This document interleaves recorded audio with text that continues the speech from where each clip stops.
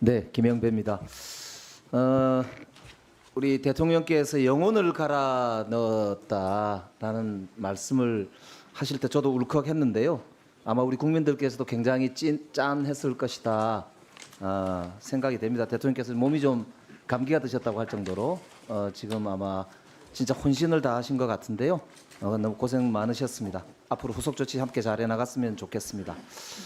우선 실장님 그 MOU 시점이 지금 언제쯤으로 예상하십니까? 지금 계속 늦어지고 있는데요.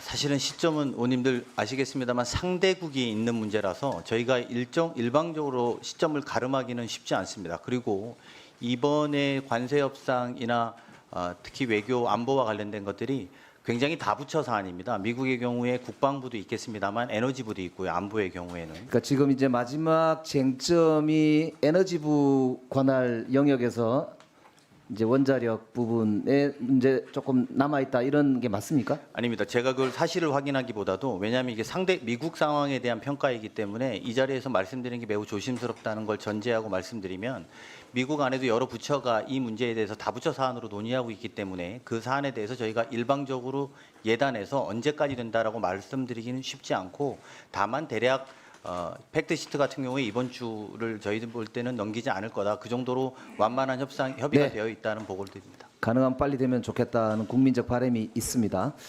그러면 이게 이제 헌법 60조상 비준 대상 아니냐 이렇게 주장하시는 분들인데 거기에 대해서는 어떻게 생각하세요?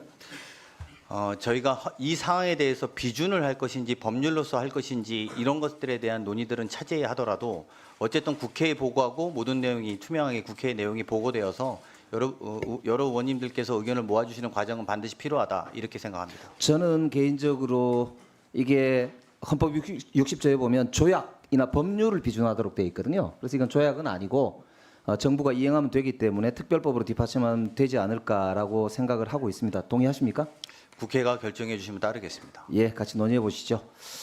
자, 이제 내란과 관련해서 하나 중요한 게 제가 발견한 게 있어서 말씀을 좀 드리려고 합니다.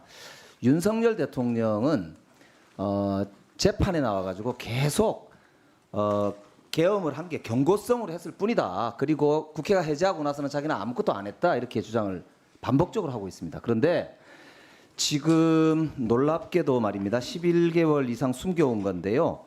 외교부 장관 이름으로 주미대사한테 공문을 보내가지고 미국 백악관하고 트럼프 당선자 측에다가 아래의 내용을 설명해 달라라고 하면서 설명의 요지를 2장짜리를 보냈다고 하는 제보를 제가 받고 확인해 보니까 사실 같아요.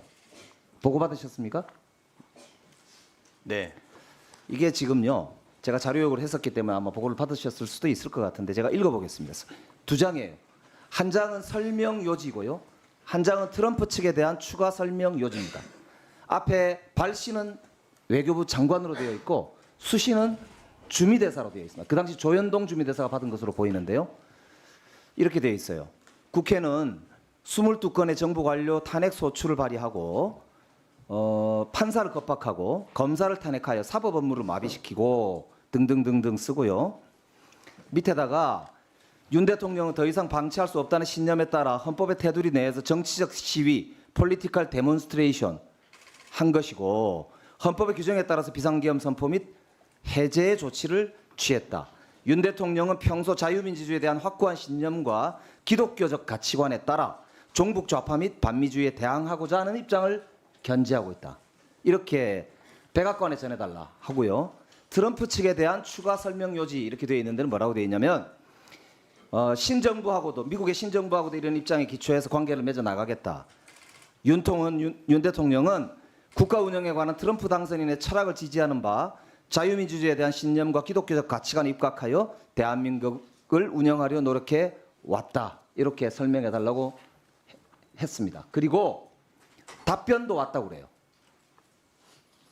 이게 제2내란을 획책하지 않았느냐는 유력한 저는 근거라고 봅니다. 제가 듣기로 이거를 12월 4일 날 외교비서관, 그 당시에 이창면인가요?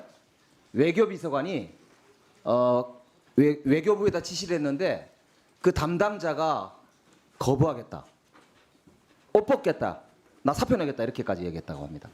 그렇게 되니까 못 보냈잖아요. 다음 날 아마 장관한테 직접 지시한 것 같아요.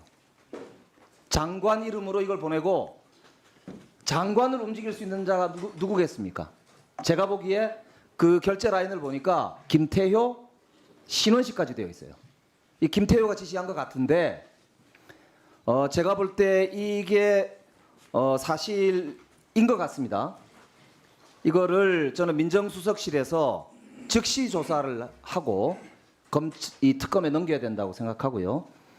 이거 말고도 지금 제가 보기에 다른 정황인데 일단 이거에 대해서 실장님 어떤 소회를 갖고 계십니까?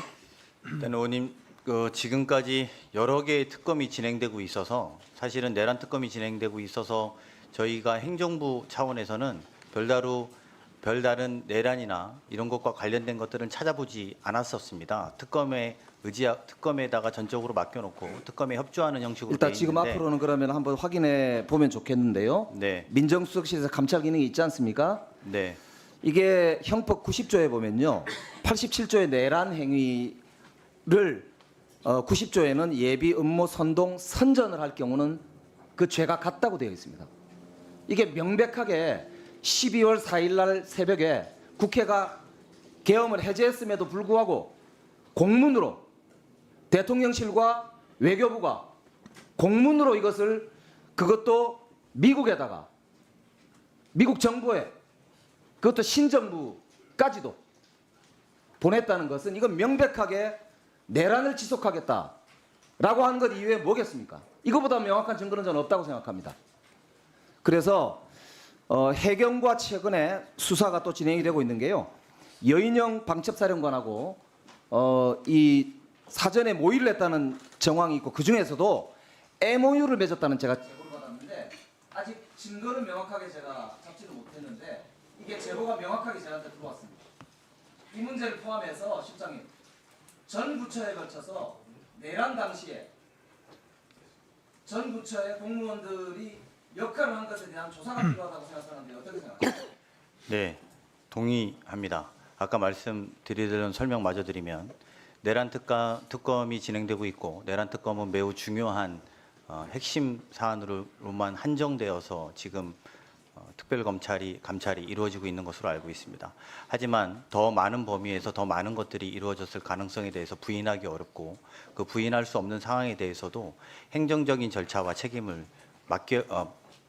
확인하고 맞도록 해야 된다고 생각하고 있습니다. 그래서 곧 조만간에 그것과 관련된 별도의 조직이 필요하다면 발족하는 것도 저희가 검토하도록 하겠습니다. 네, 수고하셨습니다. 다음은 존경하는 박수민 의원님 질의해 주시기 바랍니다. 예, PPT 올라오면